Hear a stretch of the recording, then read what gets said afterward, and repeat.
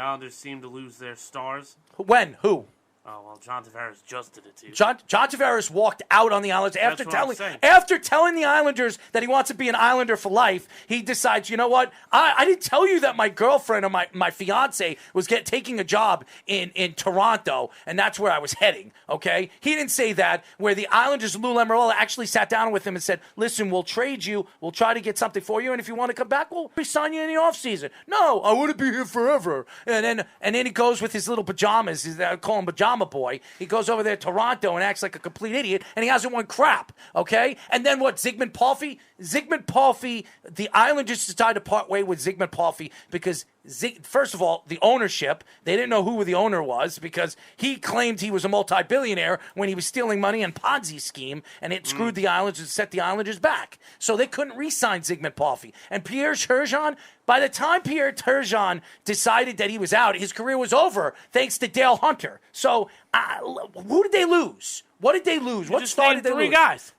They lost him because of injury, and again, they couldn't afford him because of the ownership. They've got one of the richest owners in hockey. Now. Yeah, so how are they going to lose him? I'm just saying, we've seen crazier things happen. He might say, all right, adios, goodbye.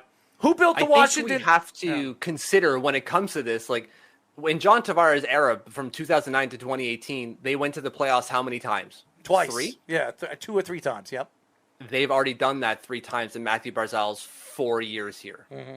So just in that alone, why would you leave that? And then, like you said, the new barn, that's going to be a big thing. And he's on Long Island, basically also kind of right next, well, not even basically, literally next door to New York.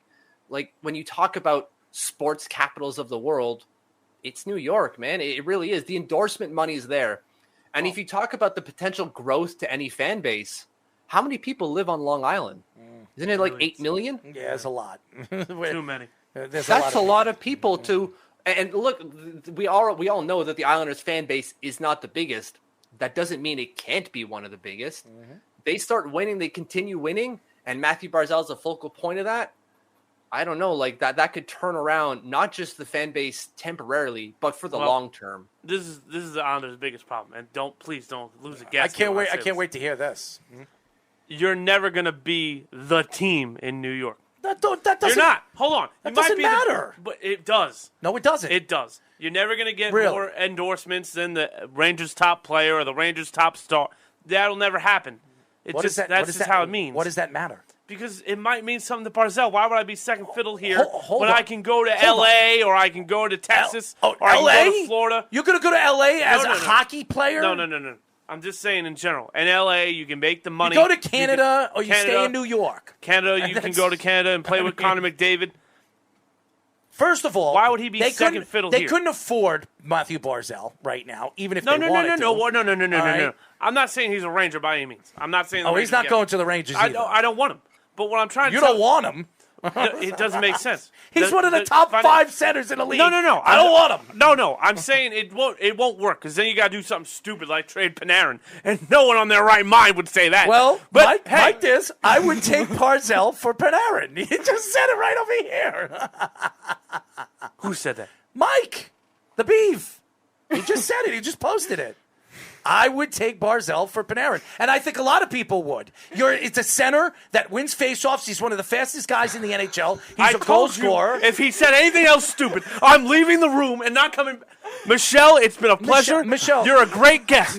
Please come back whenever. I'm going to go outside now before I rip that moron apart, and that's that. That just shows you how stupid you really are. Why? Panarin's better than Barzal, my friend. Really? What has he done? What has he won? What's Barzal won? What are you talking about? He's been to 2 Eastern Conference championships in a row. Where's Did Panarin? Panarin go to a Stanley Cup? Yeah, not by himself. Barzal hasn't done anything by himself either. It's a team sport. It's a team sport? It's a team sport. He plays with when he went to the Stanley Cup Finals. Did Panarin win a Stanley Cup? Panarin? It's Panarin. It's not Panarin. Well, you don't need to know his name because he's not wearing blue and orange. It just shows you something. He's been a Ranger for 2 years. Where have they Did gone? he say he was going Where have they there? gone? He wanted to be an Islander. Islander. Where have they gone? What you were saying all year? I want to know. Where have they gone? Where have the Rangers gone since Panarin's been there? They've made a playoff run. They made the round robin, everybody, and they got knocked out. Yeah, all right. They haven't done anything, and he's not even the best player on the team. Zibanejad is. You're nuts. I'm not nuts. You're nuts. He is Your the best two-way player. Nuts. He's the best two-way player on the Rangers. That's great. And that's the best player. Two-way hockey, buddy. When you talk to people that game like is hockey two-way. with no bias I was a hockey player, dude. I understand. I get that. But when you look at rankings from NHL columnists, see what I deal with, right, who get paid to watch everybody, yeah. Panarin's higher on everyone. Panarin, sorry. I know you get very butthurt when I say his name wrong. When you look at Panarin's value, everyone except you two Nimrods have him higher than Zibanejad.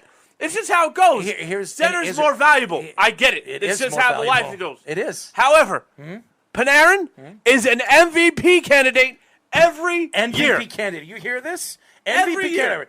Okay, so every year. So we're gonna sit here right now because look at his numbers last year and he missed what? I'm 3 sorry, weeks? I'm sorry, Michelle. I'm just gonna clear the air on this one because I am butthurt to listen to this garbage. Okay. First of all, Panarin is a great goal scorer. No question that he is. Great offensive player. He's a great goal scorer. He doesn't play two-way hockey. He doesn't win faceoffs because he's not a center. That's not true. His faceoff percentage last year was 50%. Try again. Oh, I'm sorry. 50%. How many times does he actually win the face? How many times 50%. does he play? How many times does he play at the faceoff position? Not much. Okay, so 50%. I can play it at 5 times and win it 3 out of 5, and I'm 50%. Or 3.5 times. 6. I'm sorry, 6. 6 times. It doesn't matter, bro. The fact is, when you look at and you're trying to compare and contrast a player, you got to look at two-way hockey. You did that. I didn't. No, you're the one who's saying that Panarin's and that you're much acting better like than he's Mathew Barzal. Terrible defensively. He's not terrible. He's not a good defensive player. He's not bad. He's not good.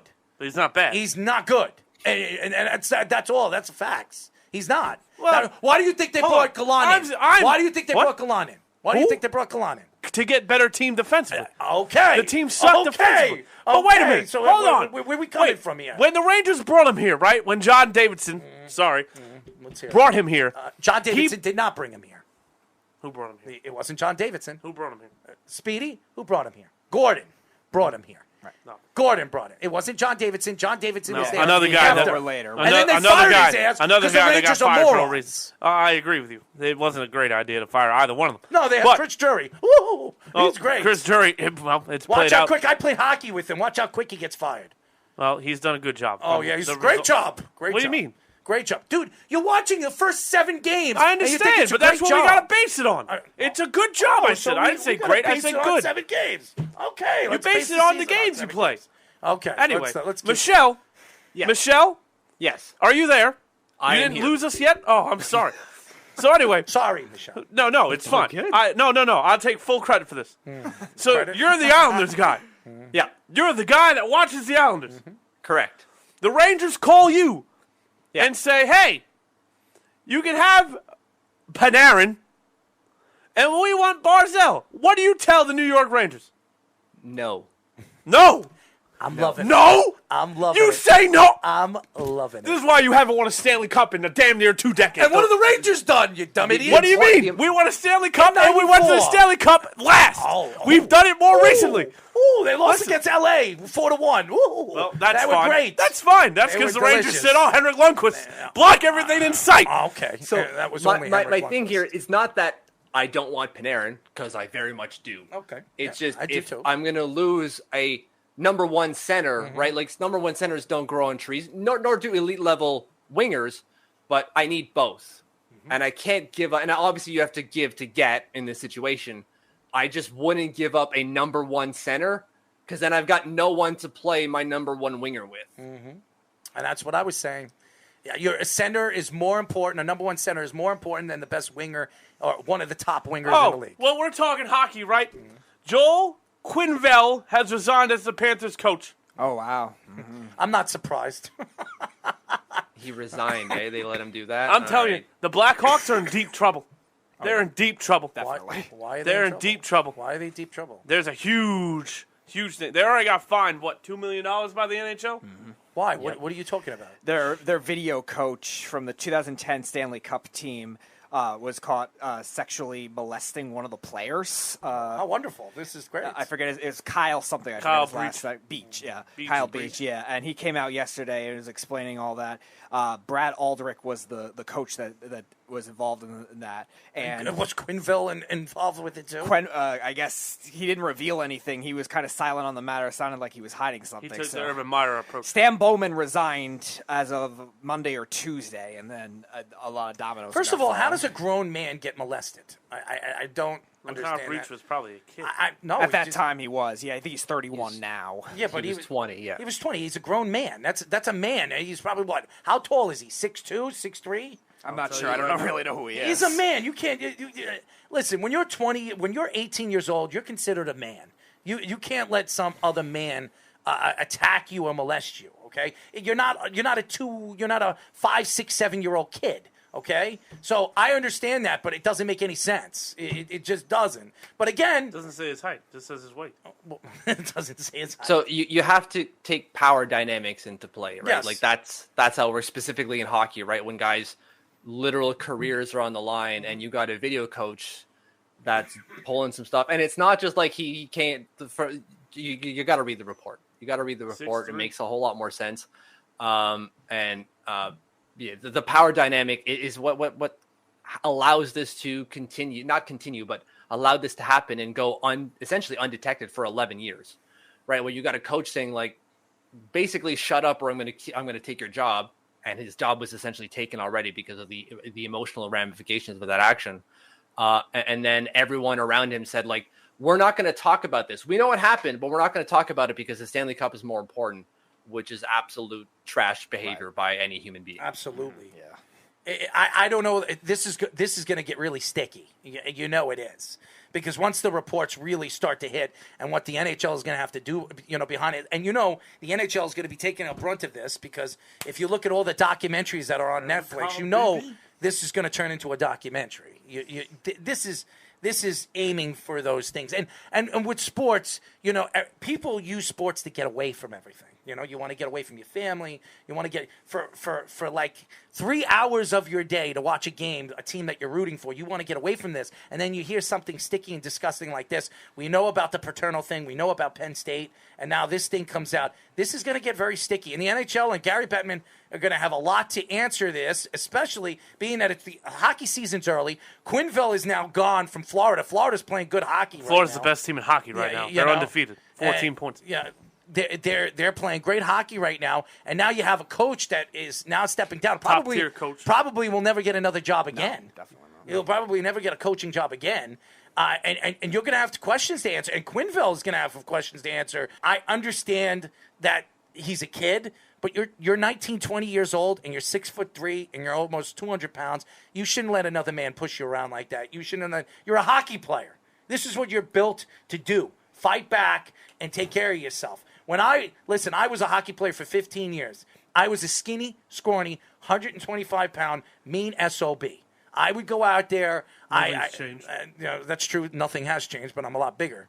But but when I played, I was nasty, and I wouldn't let anybody push me around, no matter what my size was. You 6'3", I'm 5'10", 5'11" on skates. I'm knocking you on your ass. Okay, you don't let some other man push you around or take advantage of you unless you obviously were allowing it. So to me, I don't know the story.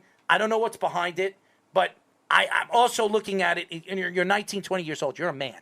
You should be. I think you should read the report because I think you'll have a total change of mind with what you're saying. Do you have the report, Speedy? I don't have the report. Well, find the report for me. It's on the Chicago Blackhawks website. It's all public. Find the report for me. Send it to me from email, and when we go to break, I'll read it, and we'll obviously come back and talk about it. But by the way, Carl says the power dynamic is correct. The kid was brought up in the playoff run, wants to make the team, was given ultimatum by this sick guy. So there was an ultimatum. He wanted to play on the team, so he was pushed to do this if he wanted to be on this team. So I didn't know that, but still, I'd say, you know what? Send me down. I'm not playing on this team. I'm not being touched like that. So it's a sick. He's a sick guy, and obviously this is a sick story. And Gary Bettman is going to have his hands tied on this. This is going to hurt hockey.